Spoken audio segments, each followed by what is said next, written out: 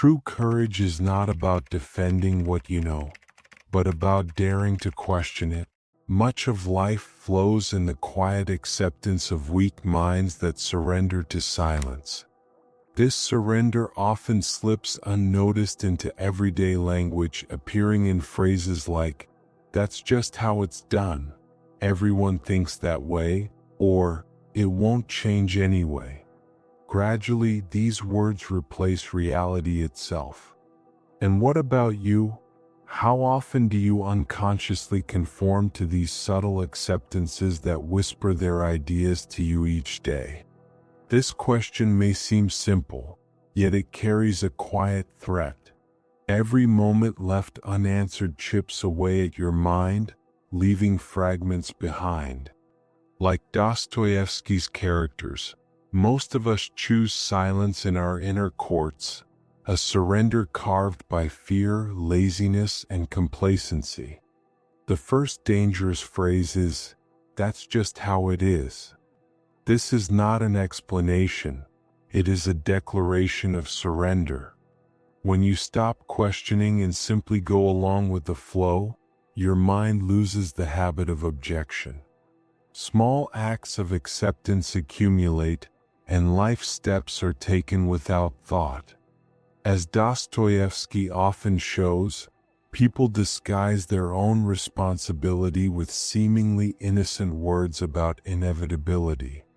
Consider a young teacher in a small town who notices that the local school has been running the same outdated curriculum for decades.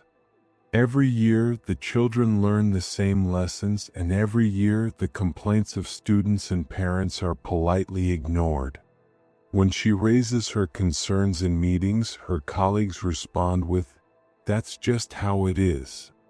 Initially, she accepts this quietly, thinking that perhaps she is overreacting. But each passing month chips away at her curiosity and enthusiasm. Her mind, once vibrant and questioning, slowly conforms to the stagnation around her. She begins to speak the same phrases she once challenged, citing the inevitability of tradition as if it were a law of nature. This pattern is not limited to education. Imagine a factory worker who notices inefficiencies and safety hazards on the production line. Reporting these issues repeatedly leads to the same response: "That's just how it is." At first, the worker feels frustrated but continues to try, hoping that persistence will bring change. Over time, the insistence on conformity seeps into his thinking. He begins to rationalize the problems, convincing himself that nothing can be done. He even starts repeating the same words to new employees, unconsciously passing down the culture of resignation. History provides countless examples as well. In societies where oppressive practices persist, the phrase, "That's just how it is," often underpins systemic inertia. Citizens, weary of repeated failures and ignored protests, internalize these words as truth. Generations grow up believing that injustice, inequality, and inefficiency are permanent.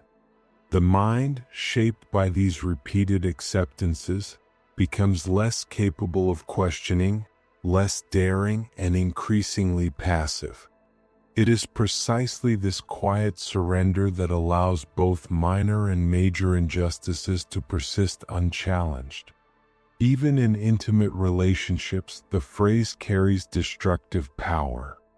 A partner may accept disrespect, emotional neglect, or unbalanced responsibilities, telling themselves, "That's just how it is."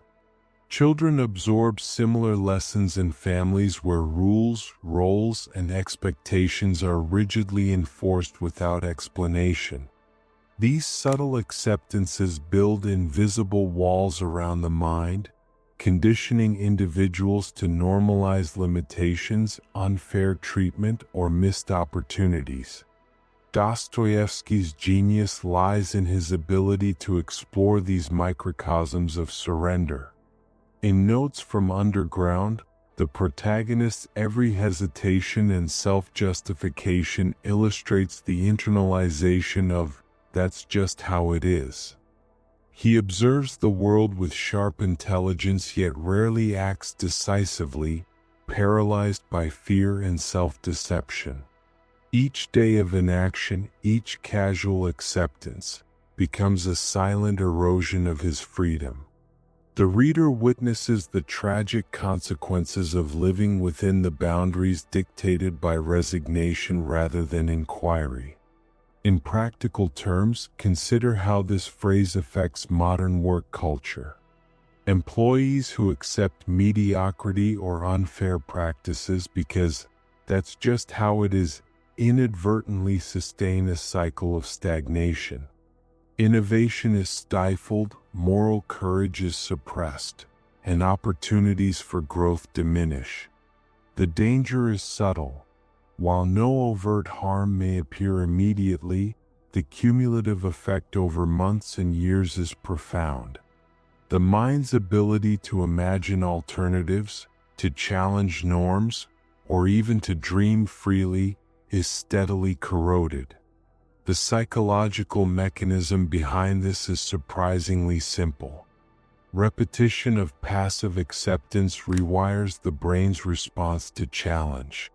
Questioning becomes associated with discomfort or conflict, while compliance becomes a habit reinforced by social or emotional reward.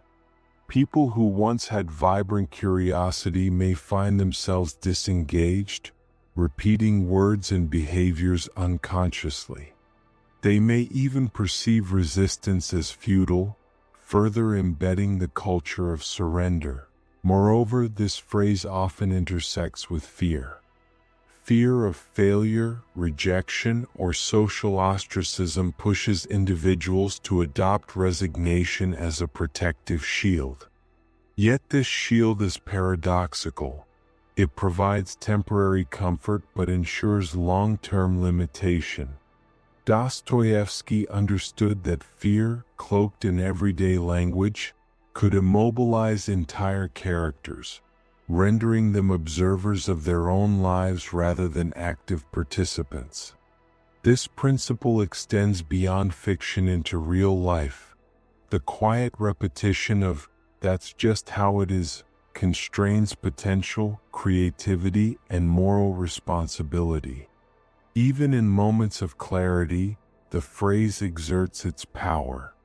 A person might momentarily recognize injustice, inefficiency, or opportunity for change, yet the habitual echo of "that's just how it is" returns almost reflexively. This automatic acceptance is like a gravitational pull, drawing the mind back to passivity. Breaking free requires conscious effort, questioning, reflecting, and crucially acting. Without this effort, the phrase operates invisibly, shaping thoughts, decisions, and ultimately the course of life itself. Finally, the consequences of this surrender ripple outward. Individuals who internalize "that's just how it is" influence those around them. Workplaces, communities, and even families become environments where questioning and creativity are muted. The phrase spreads silently, shaping collective behavior and reinforcing cultural inertia. Change becomes harder not only because of external resistance but because the internalized language of surrender is deeply entrenched. In essence, "that's just how it is" not merely a statement. It is a lens that distorts perception, a trap that diminishes courage, and a subtle agent of mental weakening. Awareness of its presence is the first step toward liberation. Observing when and how this phrase arises allows one to challenge it, replace it, and gradually reclaim both intellectual freedom and moral agency. It is here, in these ordinary moments of quiet acceptance, that the battle for courage begins, and where the mind's resilience is forged. Next is, "It's not my fault." Shielding guilt with defense or lies erodes the possibility of true inner reckoning. This phrase shatters the personal mirror, preventing a clear view of the consequences of one's actions. Many seek refuge in external factors, yet the soul knows that denying responsibility corrodes the first condition of freedom. Dostoyevsky's heroes often find themselves even lonelier after blaming others. Then comes, "It will pass with time." This is the softest form of emotional laziness. In moments of fear, pain, or regret, time drapes itself like a comforting shawl, offering an easy excuse to delay what must be faced.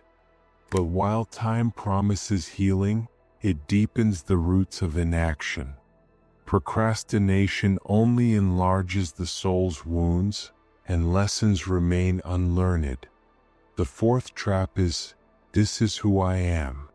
This phrase shackles the self, presenting character as a fixed barrier to change. Using one's nature as an excuse mortgages freedom.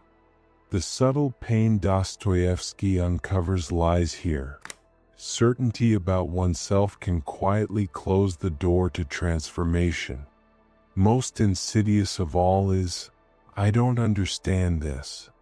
Often this is less about genuine confusion and more a choice not to learn. Within this phrase hides the comfort of ignorance and fear of the unknown. Dostoyevsky's characters sometimes struggle not to understand, but to pretend ignorance. Avoiding understanding is a way to evade responsibility. Individually, each phrase is a minor wound. Together they construct the architecture of a weak mind. Words that appear harmless gradually shrink the boundaries of thought, dull curiosity, and rust the moral compass. The process is subtle and slow, making the ability to notice danger all the more precious. This is not a judgment, it is a call to wake up. Observe yourself. Which phrases do you repeat automatically each day? Which comfort you yet keep you stagnant? This is not a test of knowledge but of impulse. Thinking like Dostoyevsky teaches us that honesty with oneself is often the most painful, yet the most freeing act. Awareness begins with words. Language shapes thought. The phrases you use construct your inner world. Changing a sentence can change perspective. Turning, "This is how it is," into, "How can it change?" opens a door in the mind. Shifting "It's not my fault" to "What was my role in this?" restores a moral mirror. These small linguistic shifts become the first steps toward action. Internal reckoning arrives in moments of shame or guilt. Escaping is easy, and the easier path is tempting by nature. Yet Dostoyevsky shows that escape does not bring freedom. It only forges new chains. True reckoning is often solitary, silent, and painful, but within it lies liberation. Allowing thought to weaken is not just an individual loss. It erodes ethical and social structures. As minds weaken, shared responsibility blurs and collective apathy spreads. Dostoyevsky illustrates that when individual conscience falters, the fabric of society frays. The small expressions of the present shape the future. Words, habits, and eventually destiny are built this way. Seemingly simple sentences carry weight. Language quietly molds the soul. Becoming aware of this weight is the first step toward mental resilience. If unease stirs within you, take it as a positive sign. Unease is the spark of awakening. Dostoyevsky's characters advance by facing this discomfort. The shift from acceptance to questioning is painful, yet transformative. Do not ignore this feeling. Let it guide you. Take a step. Write down the questions you ask and the phrases you use. Observe yourself without judgment. Treat your mind as a laboratory. Experiment, watch, and reflect. Even small linguistic adjustments ripple into behavior, slowly rebuilding mental strength. Remember, the goal is not to provide definitive answers, but to leave you with your own questions. If these ideas feel familiar, act on them. Note your habitual phrases, question them. The process may be slow and uncomfortable, yet it is the only path forward. Ultimately, the question you carry in your heart is this: which phrases in your daily life urge you to surrender, and how willing are you to resist them?